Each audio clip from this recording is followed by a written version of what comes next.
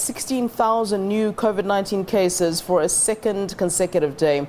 The National Institute for Communicable Diseases says 16,366 cases were identified in the latest 24-hour reporting cycle. Another 21 deaths were reported, taking the death toll to 89,965. The Health Ministry says 57,949 people got a vaccine yesterday, and the number of fully vaccinated people in South Africa is now almost 15 million. That's close to 37% of the population over 18. As COVID-19 infections continue to climb, especially in Gauteng, let's check in now with Dr. Ramneek Ahluwalia from the High Health on how universities have been coping. A very good afternoon to you, Doctor. Thanks so very much for joining us and availing yourself to SABC News as always.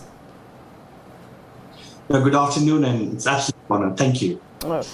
Doctor, COVID-19 numbers are increasing quite rapidly in Gauteng. Let's talk about measures that are in place to ensure the safety of students at places of higher learning. I do note, I heard on the radio, of course, yesterday that the University of Johannesburg is one of the latest universities now to be joining the mandatory vaccine drive. And I'd really like to know how much this is going to assist in the universities, and is there going to be some sort of pushback? Because now we're fighting, the right of people who are saying, look, I don't want to. And also on the other end, you're fighting the issue of education and right to education and being on the premises to get an education. I mean, how will this all be working out?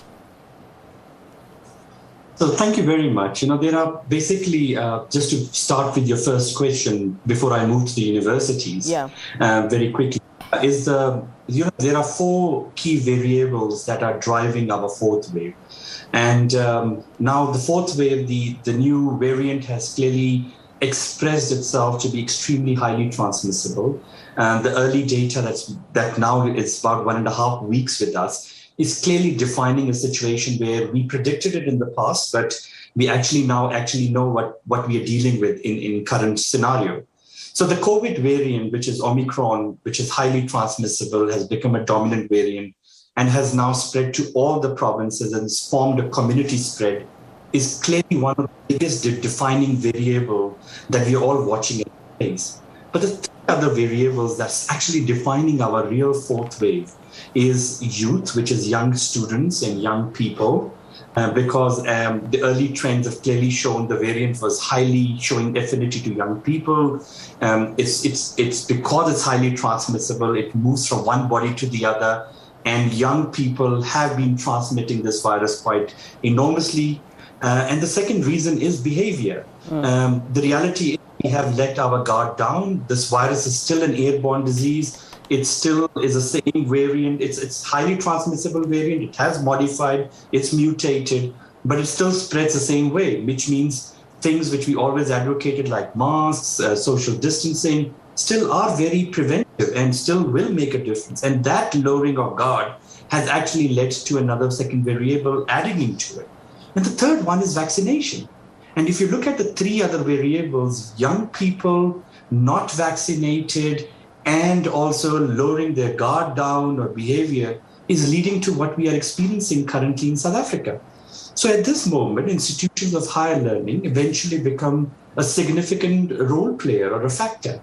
The actual reality is we picked up the new variant at a cluster outbreak in one of our universities, because obviously when the cases were very static, it was about 200 cases a day, and suddenly you see a huge COVID cluster outbreak with so many people becoming positive in a congregation of setting, you start seeing there's something unusual happening.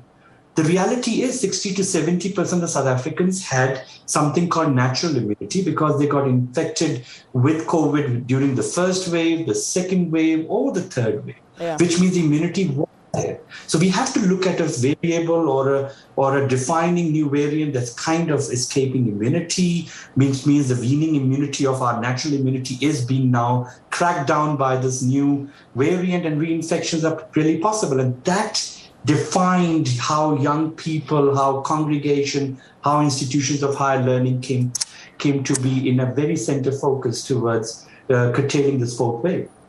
In the new year, are we looking towards perhaps having more online lectures? Because as it stands right now, we're at a point where even the vaccinated can still, in fact, get infected by COVID-19, and certainly with all these variants that keep coming up, nobody essentially is really that safe. So would that perhaps be a feasible option and an option available and open to those who may be hesitant, instead of blocking them off from being able to access university education altogether? So this has been the norm currently. If you look at our system currently, in fact, when we talk about higher education in total, we're not talking just about universities. We've got another 1 million young people in community education, in technical and vocational education and training colleges together. So you're looking at the entire system of how we're going to be working towards opening the system. And when even vaccines were not available, which was as early as July 2020, which was last year, we actually had to open our institutions for contact learning. You can't teach plumbing, mining, electrical, medicine completely online.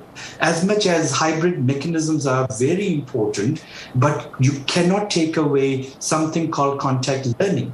So the protocol are established, the systems that were built, we issue a daily passport on a toll-free health check application, which does not need a smartphone, it just needs a device, and you can actually do your symptom screening, and you are issued a daily passport so that there's no congestion at the gates. So the institutions, irrespective of how the levels of our vaccination rates will still open institutions as planned in the 2022 academic year. What will still happen is the hybrid mechanism. The question is, can we get our population vaccinated? Because now what vaccination doing is, clearly even in the fourth wave, from the early data we are seeing that yes, reinfections are happening, but vaccines are preventing hospitalizations. Vaccines are preventing severity of the infection. Vaccines are even preventing death.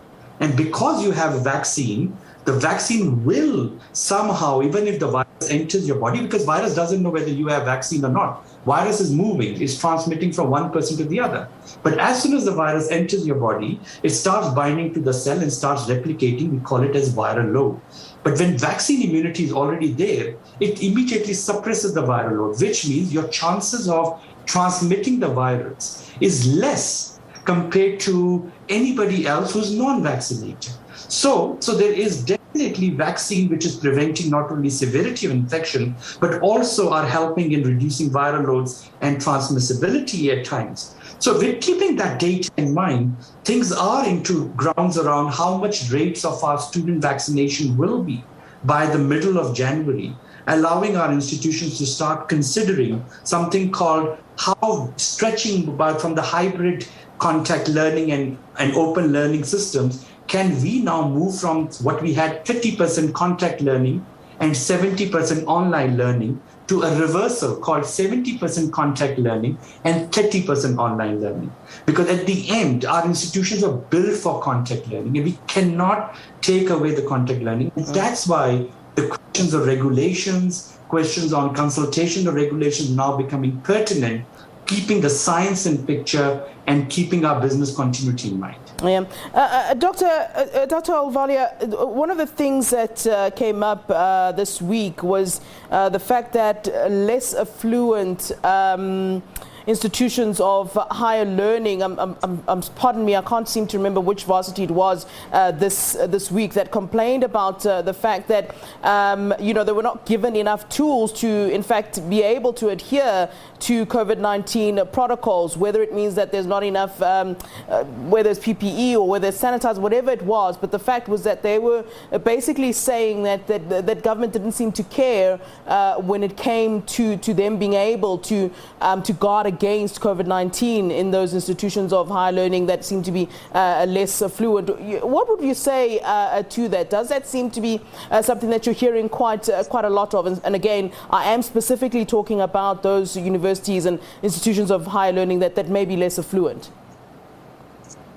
In fact, I don't know about this because we have even more disadvantaged institutions called the technical and vocational colleges, even community education colleges, which are more disadvantaged and more in rural areas or in peri-urban or informal settlements in predominance. Yeah. And the protocol, the guidelines, the system strengthening are applicable to everyone. So I think I'm not aware of which are those institutions, and I will look into it. Yeah, it has not been brought to me.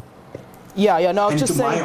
Yeah, I was just saying, please do. I'll certainly also find it for you. I certainly was on air when that story came up, and it is something that has been raised as a concern. But generally, just looking at our universities, and it comes to adherence of protocols. I think you were carrying on that particular topic. Yes. So the point is, we have released as early as April, May last year, not only the policy and guidelines on the COVID-19, and I know these are some terminology, but there are minimum standards of checklists, there are protocols that have been established. So right from, so we have actually capacitated close to about 56,000 frontline workers and student volunteers who are actually deployed in the institutions of higher learning to keep on ensuring that the protocols are followed. So protocols go as deep as residences, private accommodations that we have. We're trying to capacitate resident wardens, house mothers, and we've established quarantine and isolation facilities, exactly how the cluster outbreak in TUT started, which led to us the fourth wave. I mean, the start of the fourth wave happened from a cluster outbreak. The question was how quickly the protocol kicks into contact tracing, putting the students into early quarantine and early isolation, so that we can break the chain of the transmission very quickly, so that the spread can be quickly curtailed down. So these are the types of protocols and checklists which have been capacitated to people who are running simple systems or complex systems in our institutions, like the residences or classroom activities. And similar protocols, what do you do when one student becomes positive, to as high as about 500 to 1,000 people becoming positive? We've seen that.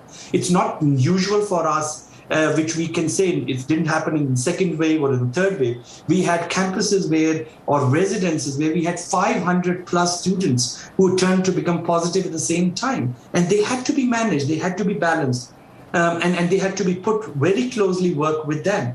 We have developed what we call a provincial and institutional cluster outbreak teams, because we do see young people congregation leading to cluster outbreaks at a very quick pace, and it spreads very quickly. So these are measures and systems built for infrastructural development to deal with COVID.